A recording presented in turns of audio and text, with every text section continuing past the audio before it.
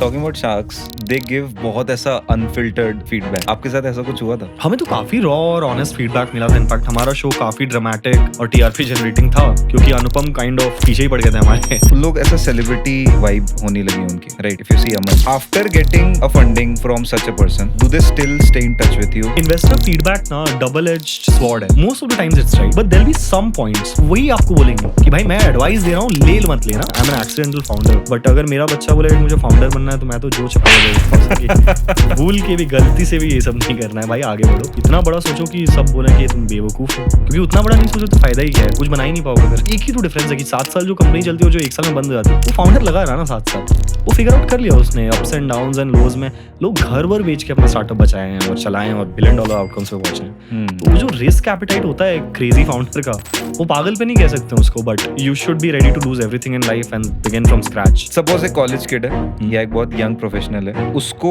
एक स्टार्टअप का आइडिया आता है, हाउ कैन ही और she secure some sort of funding? देखिए, जो फर्स्ट टाइम एंटरप्रेन्योर्स होते हैं उनके लिए इजीएस्ट वे ये है कि hi Niket, I will give you a quick brief of ये सेगमेंट क्या है। We try to bring really inspiring people on this platform, जिससे कि जो यंग जनरेशन है वो कुछ सीख सके personally, financially and implement in their own lives. Starting with Medial, you're building Medial. It is somewhat like LinkedIn, if I may. And you're trying to bring in corporate people और उनसे connections and bondings उस specific platform पे बनाना चाह रहे हो. What exactly is Medial? I'll come to that. But before that, you also got a funding from Ritesh himself. Yeah. How was that and how was your experience on Shark Tank? बढ़िया था। I mean बहुत unreal experience था क्योंकि obviously shark tank पे आप एक ही बार जाते हो likely in your life, right? And हमारे लिए since we are not from the shooting background and all, so many cameras, पता नहीं 400 लाइट्स थी, the set was very unreal और ऐसा लग रहा था कि कुछ तो चल रहा है। और एक पॉइंट पे ऐसा हो गया था कि we were on autopilot, कि जो निकल रहा था और जो हो रहा था वो अपने आप ही हो रहा था, हमें कुछ पता ही नहीं था क्या हो रहा है, राइट? सो हाँ, बहुत अच्छा एक्सपीरियंस था, बहुत यूनिक एक्सपीरियंस था, काफ़ी hectic but loved it. I was in talks with Himanshu Goel, Future Studio से, and he said कि auditions होते हैं literally, and you have to do like script prepare करके जाना होता है, you have to give auditions and then form filling and everything. कैसा था आपका experience for that?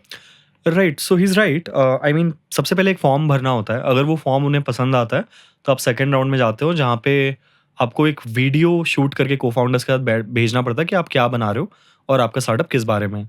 अगर वहाँ आप सिलेक्ट हो गए तो आपको एक ऑडिशन, ऑफलाइन ऑडिशन राउंड में बुलाया जाता है, जहाँ सोनी लिव की एक टीम बैठी होती है 7 या 8 लोगों की, with cameras and proper setup. वहाँ पे आपको मीडियल पिच करना पड़ता है। इट्स लाइक शार्क टैंक का डेमो एक्सपीरियंस ही है। वहाँ पे वो लोग क्वेश्चन करेंगे, हमें आंसर करना होगा। वो I think camera presentability and pitch देख रहे होते हैं, राइट? फिर उनकी टीम जब सिलेक्ट कर लेती है कि हाँ ये टीम आगे बढ़ेगी, तब जाके आप फाइनली शार्क्स को पिच करते हो। बट देन शार्क्स तो 80,000 एप्लीकेशंस आते हैं रफली एक सीजन में, और 180 लोग की एक्चुअल शार्क वाली शूटिंग होती है, और उसमें से 150 लोग एयर होते हैं। तो ऐसा नहीं है कि अगर आप शार्क के सामने पिच करो तो आप एयर हो जाओगे, उसमें भी एक सिलेक्टेड बैच ही होता है, कुछ लोग छूट जाते हैं depending on multiple creative calls I guess. और हाँ, मतलब अपना जो शुरू का स्क्रिप्ट रहता है, जो पिच रहती है, वो टियर 2 टियर 3 इंडिया को समझाने के लिए वो थोड़ा डल डाउन करते हैं और ट्राई करते हैं कि जार्गन्स का प्रयोग ना हो, या फिर आप इतने सिंपल मैनर में समझा पाओ कि पूरा इंडिया आपको समझ पाए, राइट? तो वो स्क्रिप्टेड रहता है। बट उसके बाद जो क्वेश्चन आंसर्स होते हैं 1-1.5 घंटे तक, वो completely natural, unscripted. I mean may be sharks को थोड़ा कॉन्टेक्स्ट होता हो कि ये पूछते हैं वो पूछते हैं, या ऐसा है ये कंपनी वैसा है, बट हमारे एंड से वो जो Q&A वाला सेक्शन रहता है वो कंप्लीटली अनस्क्रिप्टेड होता है। Got it. Talking about Sharks, they give बहुत ऐसा unfiltered feedback. आपके साथ ऐसा कुछ हुआ था?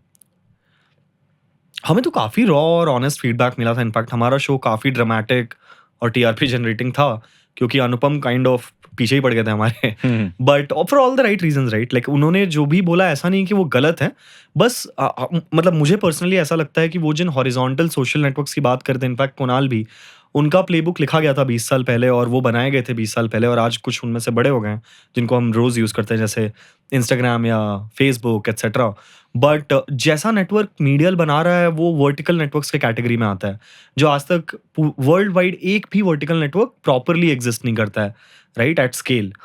तो ये जो प्लेबुक है ये हम जैसे एंटरप्रेन्योर्स के द्वारा लिखी जाएगी और इसके रूल्स बहुत अलग होंगे। और ये समझना अभी उनके लिए मतलब मे बी प्रेडिक्ट कर पाना बहुत मतलब सबके दिमाग में अलग-अलग थॉट्स होंगे इसको लेके, बट हमें लगता है कि काफ़ी चीज़ें जो उनके जो थॉट्स थे वो बहुत पुराने नेटवर्क्स या बहुत पुराने फिलॉसफी और प्लेबुक्स के अराउंड थे, जो कि जस्टिफाई नहीं करते हैं मीडिया जैसे नेटवर्क के अराउंड जो क्वेश्चंस आने चाहिए, राइट? क्योंकि वो पूरा प्लेबुक हमारे द्वारा लिखा जाए, मेरे जैसे एंटरप्रेन्योर्स जो और भी हैं, इंडिया में 2-4 नेटवर्क्स ऐसे बन रहे हैं जो वर्टिकल है नेचर में। अब ये एंटरप्रेन्योर्स जो भी सक्सीड करते हैं, जो भी फेल भी करते हैं, वो काफ़ी कुछ डिस्कवर करेंगे और वो इनके आंसर्स लिखेंगे, तो क्वेश्चंस भी जो सही होंगे, वो अभी जानने में टाइम लगेगा। तो ऐसा गया हमारे केस में, बट काफ़ी ब्रूटल और काफ़ी ऑनेस्ट थे। वो लोग एटलीस्ट अपने जो भी उनके थॉट्स और फिलॉसफीज़ थे या थीसिस था, उसको लेके। Got it. You know, I've seen अभी फाउंडर्स वगैरह and even people who are building startups, big founders have already made it with also shows like Shark Tank coming in. हुँ, उन लोग ऐसा सेलिब्रिटी वाइब होने लगी उनकी, right? If you see Aman, if you see at times Ritesh as well. हुँ। After getting a funding from such a person, do they still stay in touch with you? Yeah, is it just keep money in the bank and now you figure out? देखिए, मुझे सारे sharks का नहीं पता, but Ritesh की team हमारे साथ constantly touch में है। We are also supposed to meet him in Gurgaon, उनकी जो ओयो का जो हेडक्वार्टर्स है वहाँ, and that will happen after the money is wired, and वो आई थिंक 1 हफ्ते में हो जाने वाला है, डीडी खत्म हो गया है। बट उनकी टीम तो 2-4 लोग इनफैक्ट उनके टीम से, उनका पीआर का एक बंदा, राइट, लाइक जो कैंपेन्स जो जा रहे हैं बाहर, रितेश ने हमें काफ़ी प्रमोट किया है सोशल मीडिया पे। After the episode came out, उन्होंने हमारे साथ एक पॉडकास्ट शूट किया था, वो रिलीज़ किया। फिर ट्विटर से लेके लिंक्डइन से लेके हर प्लेटफॉर्म पे, इंस्टाग्राम पे उन्होंने हमें टैग कर करके पोस्टिंग की है। तो वो काफ़ी सपोर्टिव शार्क हैं रितेश, जितना मुझे लगता है एटलीस्ट जिनमें वो इन्वेस्ट करते हैं, उनसे वो मिलते भी हैं उसी दिन जिस दिन टैंक का शूट हो रहा है। मैंने बाकियों से तो ऐसा नहीं सुना था कि जिनमें बाकी शार्क्स ने इन्वेस्ट किया कि वो उसी दिन उनसे मिले हों, बट आई नो कि अनुपम भी और बाकी शार्क्स भी जिन कंपनीज़ में इन्वेस्ट करते हैं उनसे उसके बाद मिलते ज़रूर हैं। कभी ना कभी, मे बी 2 हफ्ते बाद मिले, बट मिलते हैं। तो आई थिंक हाँ, ज़्यादातर शार्क्स बहुत सपोर्टिव हैं अपने इन्वेस्टमेंट्स को लेके, क्योंकि वो एक ऐसे स्टेज पे पहुंच गए हैं where they can find the time to do this, and maybe since they are sharks, right, and investors for a long time, उनको करना ये पसंद भी है, राइट, हेल्प करना अपने एक्चुअल पोर्टफोलियो कंपनीज को। और हर इन्वेस्टर यही चाहेगा कि उनकी पोर्टफोलियो कंपनीज अच्छा परफॉर्म करे, क्योंकि एक्चुअल पैसे लग रहे हैं, राइट। तो रिटर्न्स तो एक अलग बात है, बट आई थिंक हमारे जो इंडियन शार्क्स हैं, दे कम a bit less money minded than the US sharks, at least कुछ जो US के sharks हैं उनके comparison में। एक supposedly आज शार्क टैंक का शूट है. How does the day look like? What time do you go? So you wake up at 5 AM and 6 बजे तक you have to reach the venue, जो कि जो वेन्यू होता है ना, वो पूरा फ्रीजिंग कोल्ड टेम्परेचर में एक शूट रूम होता है जो मुंबई में होता है। वहाँ पे केबीसी के सेट्स, कपिल शर्मा के शो के सेट और बहुत सारे अलग अलग, बिग बॉस का सेट था, गोरेगांव में होता है guess, if I remember correctly, right. तो आप वहाँ जाते हो, फिर आप प्रिपेयर करते हो, मेकअप टचअप सब शुरू होता है, कॉस्ट्यूम पहनते हो जो उस दिन आप पहनने वाले हो। फिर आपका एक और आप अपने में ही रिहर्सल करते रहते हो, क्योंकि रिहर्सल उसके पहले 4 दिन में खत्म हो गई होती है, राइट, पिच की। फिर आप टीम के साथ बैठे रहते हो, तो 11 बजे के अराउंड शुरू हो जाता है शूट और पहली टीम जाती है। तो जब तक आपका नंबर नहीं आएगा तब आपको वेट करना पड़ेगा। हमारा शायद सेकंड शूट था उस दिन का, तो हमारा नंबर कुछ 2 बजे के अराउंड आया या 1 बजे के और अराउंड। एक टीम को कितना वक्त लगता है आइडियली? 2 घंटे मिनिमम। शूट हाँ। चलता है 1.5-2 घंटे मिनिमम। हाँ, तो फिर हमारा नंबर आया, फिर हमारा शूट चला 2 घंटे, 4:30 तक आई थिंक चला। फिर हम वापस आए, फिर हम मेकअप को उतारना होता है, वी चेंज्ड। उसी दिन हमारा फ्लाइट था अगले दिन, राइट। तो हम होटल जाने वाले थे, बट हमारे केस में रितेश ने हमें बुलाया था, तो हमें रात को 12 बजे तक रुकना पड़ा था जब तक शूट नहीं खत्म हुआ उनसे मिलने के लिए। तो हम उनके लिए वेट किए वेन्यू पे, बाकी लोगों से बात किया, काफ़ी नेटवर्क किया बाकी के स्टार्टअप्स से, काफ़ी सारे स्टार्टअप्स आए हुए थे। एंड हाँ, तो फिर रात को जब वो वैनिटी वैन में शूट खत्म हो गया, then we went to our hotel, slept, and अगले दिन हम निकल गए। बैकस्टेज ऐसे बाकी जो फाउंडर्स वगैरह रहते हैं या कैंडिडेट सिफाई में, वो भी ऐसे नर्वस रहते हैं? क्या बहुत होता है? बहुत नर्वस रहते हैं। काफ़ी लोग कुछ ज़्यादा ही नर्वस रहते हैं, और फिर हमारे ऐसी टीम होती है जिसको एकदम ही नर्वसनेस नहीं रहती। तो मेरी टीम तो पूरा टाइम मजाक मस्ती कर रही थी, but I think that helps lighten the mood. वो हमारे वजह से बाकी लोग का भी थोड़ा मूड लाइट हो जाता था कि चलो ये लोग इतना सीरियस नहीं ले रहे, तो हम क्यों लें। बट मेरी टीम ही 4 इंजीनियर्स हैं, सब 27-28 साल के लौंडे हैं, तो काफ़ी मजाक मस्ती चल रही थी हमारा तो। और फिर आई थिंक 4 दिन के ओवर 1-2 दिन आप नर्वस भी रहोगे, उसके बाद ठीक हो जाता है। फिर शूट के समय जस्ट फील होना शुरू होता है, while you are about to end, तब बहुत फटती है लोगों की कि हाँ अब तो भाई अंदर घुसना है, अब रियल मोमेंट ऑफ ट्रुथ आ गया है। तो हाँ, it's a mix of emotions. I want to know a bit more about Medial now. Yeah. कि ऐसा अगर मैं बोल सकता हूँ हम्म, कि Medial is another platform like LinkedIn, hmm, correct me if I am wrong, या how is it different from LinkedIn? या अगर मैं बोलूँ कि मैं लिंक्डइन पे क्यों ना जाऊँ, why do I come on medial?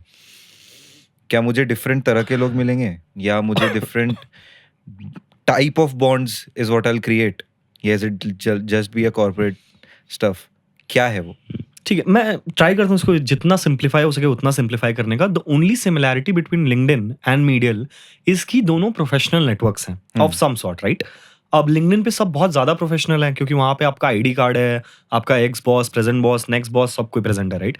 तो आप कुछ भी लिखने के पहले सोचते हो, समझते हो, फिर लिखते हो। आप उतना फ्रीली जितना इंस्टाग्राम पे बिहेव करते हैं या ट्विटर पे में भी, उतना आप फ्रीली नहीं कर पाएंगे लिंक्डइन पे। वो आपके सिर्फ काम के लिए है, राइट? तो मीडियल का जब आइडिया आया था हमें, तो the idea was to create a platform जहां प्रोफेशनल नेटवर्क तो होगा, ज़रूर होगा, बट वो एक तो सिर्फ स्टार्टअप और टेक इंडस्ट्री के अराउंड होगा।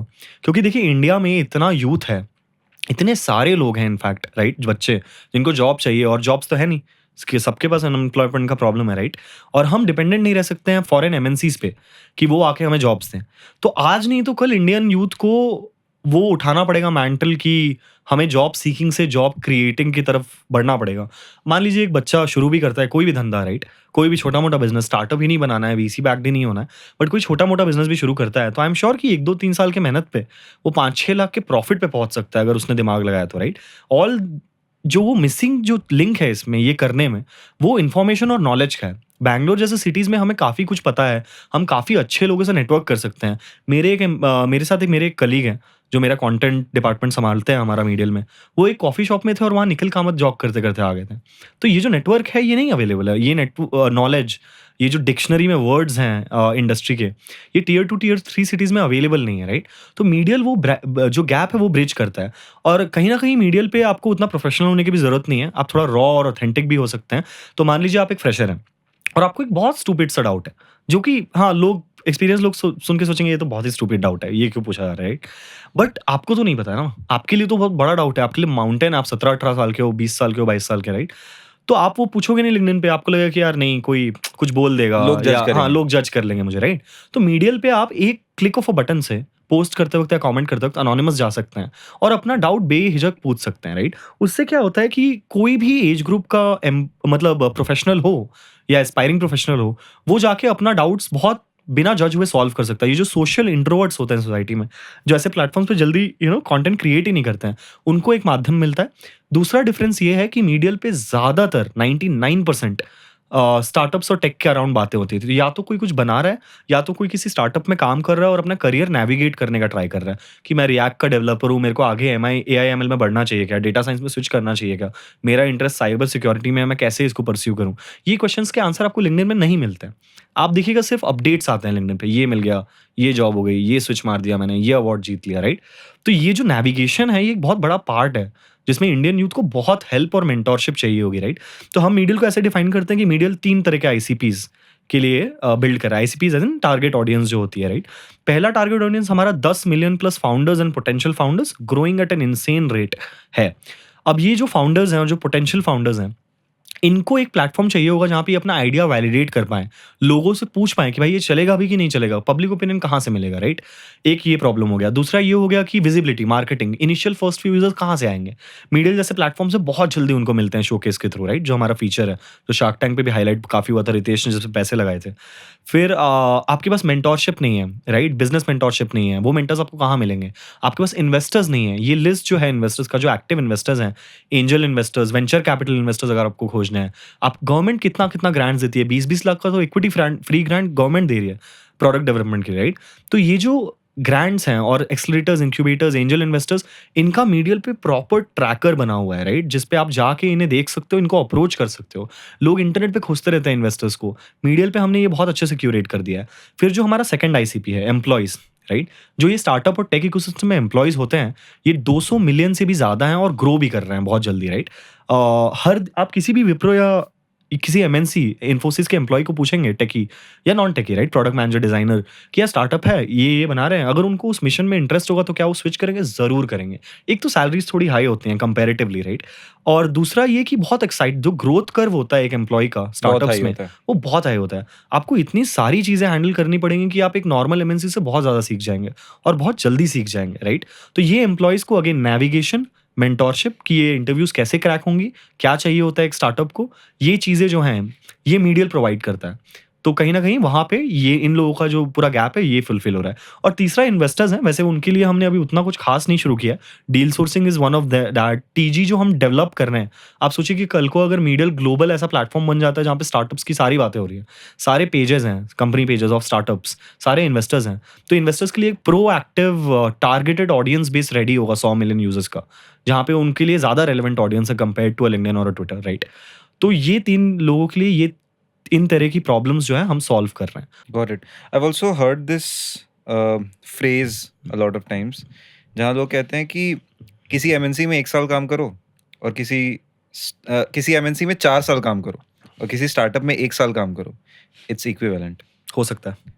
द मैंने कभी लर्निंग काम नहीं किया कर्व। एमएनसीज़ में, बट मुझे इतना तो मैं श्योर हूँ कि स्टार्टअप्स में लर्निंग कर्व 2-3x मोर होना ही चाहिए, आराम से होगा। Depends on your role, but ideally जो प्रेशर रहता है वो इतना ज़्यादा रहता है। काफ़ी लोग स्टार्टअप्स में नहीं टिक पाते हैं, उन लोगों को लगता है स्टार्टअप करते हैं, बट देन दे रियलाइज़ कि ये प्रेशर हैंडल ही नहीं हो पाएगा। देखिए एमएनसीज़ का सबसे बड़ा फ़ायदा ये है कि उसमें एक स्टेडी ग्रोथ कर्व है। तो ऐसा नहीं कि लोग उसमें ग्रो नहीं कर रहे हैं, राइट? कर तो रहे हैं। But again it depends on what kind of a person you are. आपका जो प्रेफ़रेंस है उसके हिसाब से आप सिलेक्ट करोगे स्टार्टअप या एमएनसी। काफ़ी लोग स्टार्टअप्स में आने के बाद वापस एमएनसीज़ में गए हैं क्योंकि उनको वो वर्क लाइफ बैलेंस चाहिए था। उनको फैमिली को टाइम देना है, दोस्तों को, मम्मी-पापा को, राइट? और वो आपको देना भी चाहिए आइडियली। बट स्टार्टअप्स में कहीं न कहीं कुछ कॉन्स भी हैं। कुछ चीज़ें कॉम्प्रोमाइज़ होती हैं।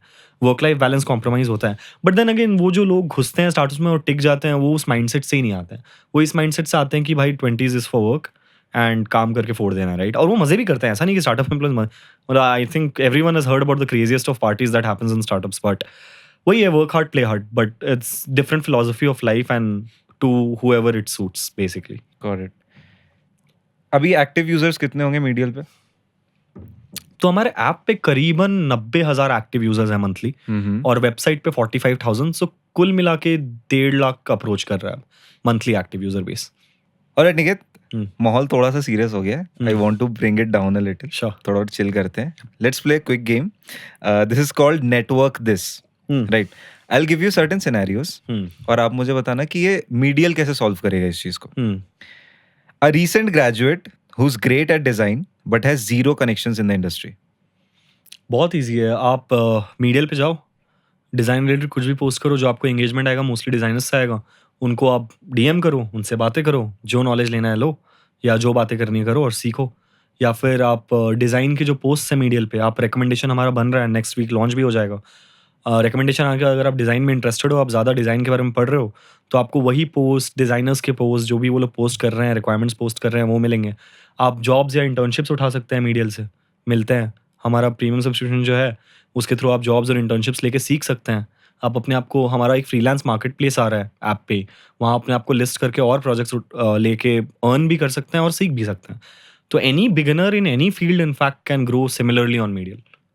Got it. A mid-career professional who wants to pivot to an entirely new field. तो Medial has technical mentors who you can book. These are 3 to 5 years के एक्सपीरियंस वाले mentors from FAANG companies and other big startups, right? जो अभी हम onboard कर रहे हैं, I think this is launching by the end of this month. आप उनसे बात कर सकते हैं। अगर आपको खुद का कुछ बनाना है, let's say as a career guy, तो you can talk to VCs on the platform, investors on the platform and figure out what you want to build. और you can talk to other peoples in your same age range. You can mention that आपके पास इतना experience है और आपका ये confusion है, और आपको सिमिलर एज रेंज के लोग आके एडवाइस दे सकते हैं अगर उन्होंने सेम चीज़ें फेस की हैं और सॉल्व की हैं अपने लाइफ में। Fair. A freelancer looking for collaborators for a specific project, not employees. Medial भरा पड़ा है फ्रीलांसर्स और गिग वर्कर्स से, एंड दैट इज बिकॉज पूरी दुनिया बड़ी पड़ी है, right? Like gig work is the future. Full time employees बहुत कम होते चले जाएंगे, कमिटमेंट्स कंपनी भी नहीं दे रही है, एम्प्लॉयज भी नहीं दे रहे हैं। तो आई थिंक अगर आपको गिग वर्क चाहिए, या आप खोज रहे हो फ्रीलांसर्स तो Medial is the place to be. हम इसको एक फीचर के थ्रू भी अभी इंट्रोड्यूस कर देंगे काफ़ी जल्दी। अप्रैल के स्प्रिंट में वही प्लान्ड है। बट आप अपने आप को लिस्ट कर पाएँगे एज़ अ फ्रीलांसर, और अगर किसी को चाहिए होगा लेट्स से डिज़ाइनर या टेकी और आप लिस्टेड हो, आपका प्रोफाइल उनको अच्छा लग रहा है, तो they can contact you, pay you and you can earn money out of it, right? तो that's how we will solve that. Suppose एक कॉलेज किड है हुँ। या एक बहुत यंग प्रोफेशनल है, उसको एक स्टार्टअप का आइडिया आता है, हुँ। हाउ कैन ही और she secure some sort of funding? तो देखिए इजीएस्ट वे क्या है? डिपेंड्स अगेन, देखिए जो फर्स्ट टाइम एंटरप्रेन्योर्स होते हैं उनके लिए ईज़ीएस्ट वे ये है कि वो जो स्टार्ट कर रहे हैं, उस पे पहले ट्रैक्शन आए, वो प्रोडक्ट बनाएँ, एमवीपी बनाएँ या जो भी सर्विस लॉन्च करें वो लॉन्च करें, और फिर उस पे वो आगे बढ़ें, कस्टमर्स लेके आएँ, ट्रैक्शन या यूज़र्स लेके आएँ, और फिर किसी इन्वेस्टर के पास, मे बी इनिशियली वो आप एंजल इन्वेस्टर्स के पास जा सकते हो, या फिर वेंचर कैपिटल इन्वेस्टर्स के पास जा सकते हैं जो अर्ली स्टेज होते हैं। आजकल तो काफ़ी सारे माइक्रो फंड्स हैं जो छोटी इन्वेस्टमेंट भी करते हैं, 1 से 5 करोड़ टाइप्स, राइट? तो आप इनके पास जाके इनको कन्विंस करने का ट्राई कर सकते हैं कि देखिए ये मेरा आइडिया था। उस आइडिया को लेके मैं बैठा नहीं रहा।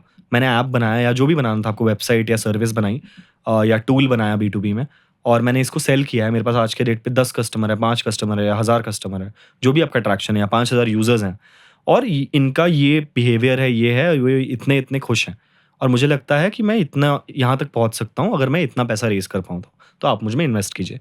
तो वो हो सकता है आपके में इन्वेस्ट कर पाएँ। एक इन्वेस्टर अपने पोटेंशियल कंपनी में क्या देखता है? मतलब what probably in the company और प्रोबब्ली इन द पर्सन, वो एक क्या ऐसा ट्रेट देखता है जिसके वजह से उसे लगता है हाँ मुझे तो इन्वेस्ट करना तो है? इनिशियल स्टेज में, लेटर स्टेज में देखिए कंपनी आ जाती है, स्टैटिस्टिक्स या आपका डाओ माओ या फिर रेवेन्यू, या आप जो भी कर रहे हैं सब बिजनेस के बारे में होता है लेटर स्टेज में।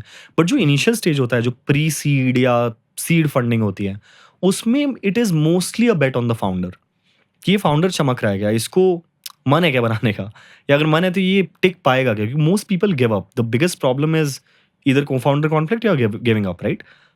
मेंटल बैंडविड्थ नहीं होता है लोगों के पास स्टार्टअप्स चलाने का, बहुत हार्ड है ये प्रोसेस, राइट? बहुत टोल टेकिंग है, काफ़ी सैक्रिफाइसेस लगते हैं, और कुछ फाउंडर्स को देख के इन्वेस्टर्स को लगता है कि ये तो भाई बिलियन डॉलर कंपनी बना सकता है, तो वो इन्वेस्ट करते हैं।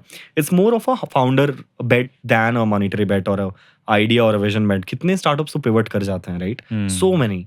तो it's not really about the idea और अबाउट एनीथिंग एल्स। थोड़ा बहुत ऑब्वियसली रोल आपका आइडिया प्ले करेगा, आपका अट्रैक्शन प्ले करेगा, बट अर्ली स्टेजेस में it is nothing more than the founder and the team.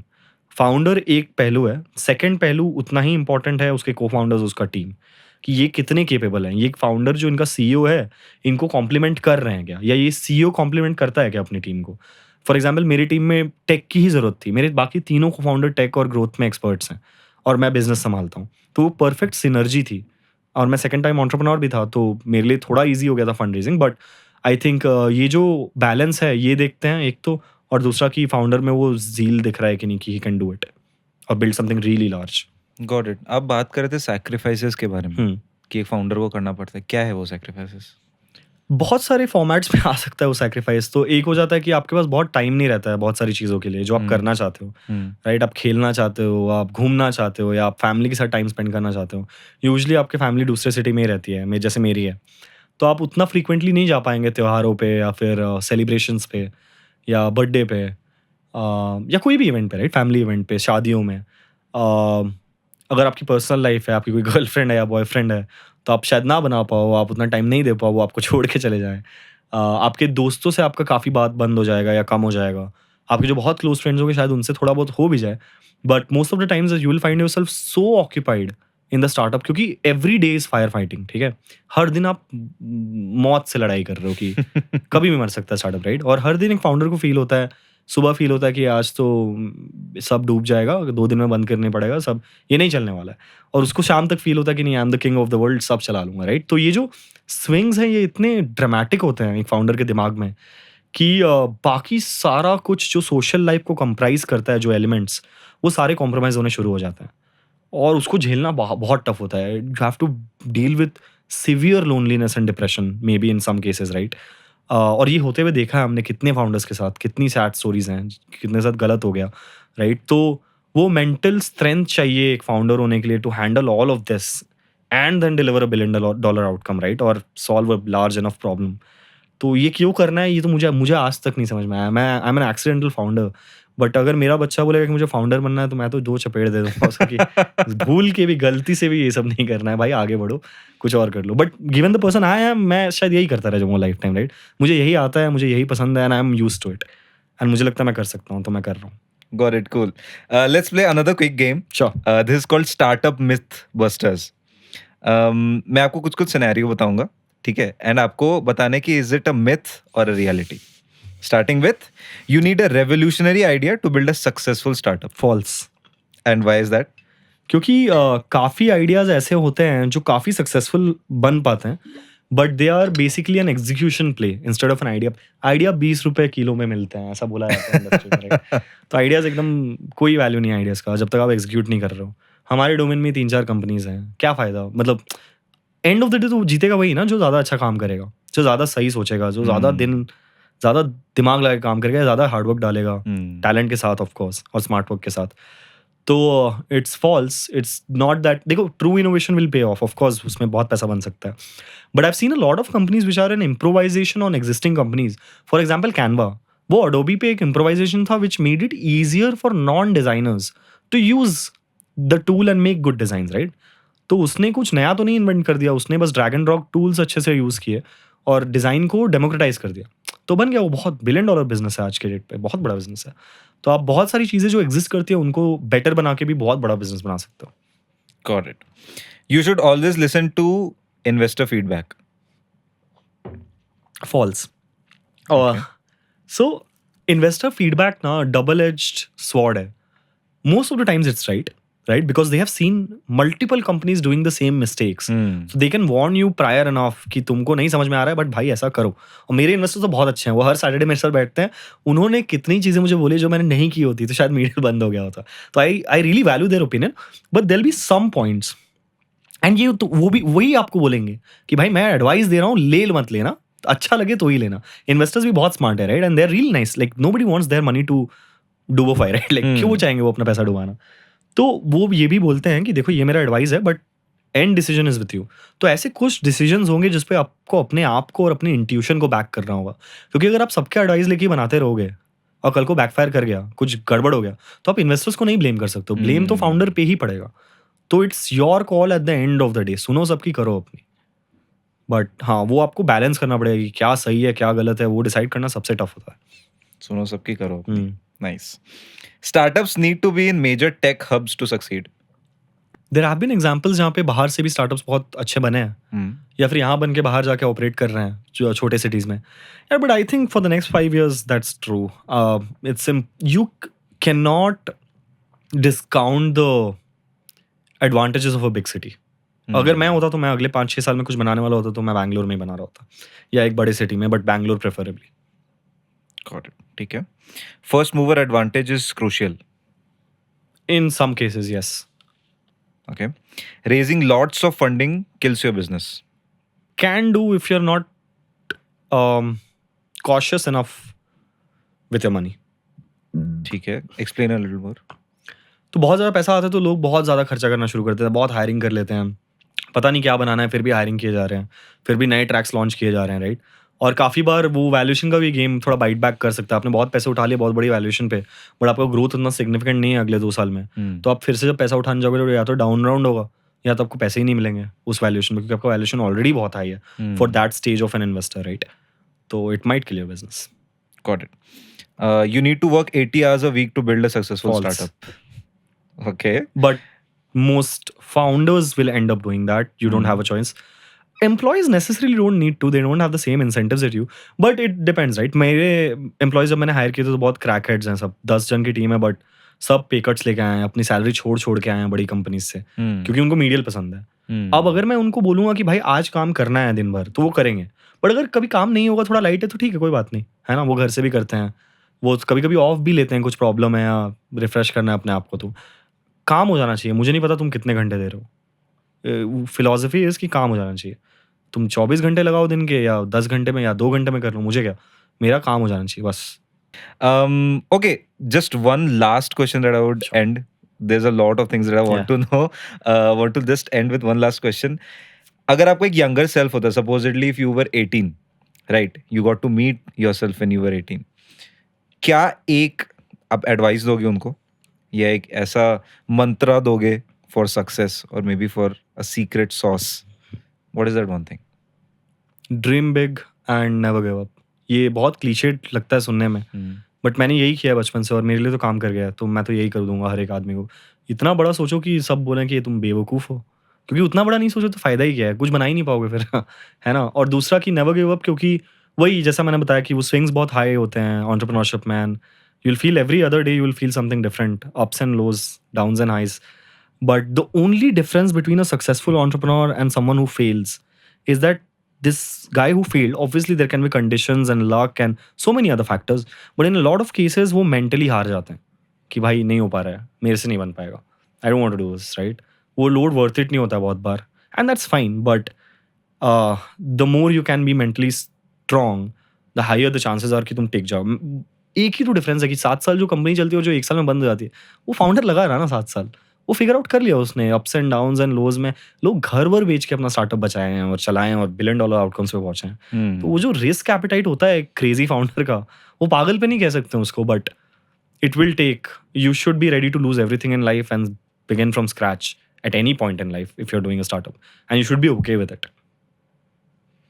Niket, it was lovely having Same. you. Thank you so much for having Such me an over here. insightful conversation. Yes. Same. Thank you so much for coming in. Thank you. My pleasure.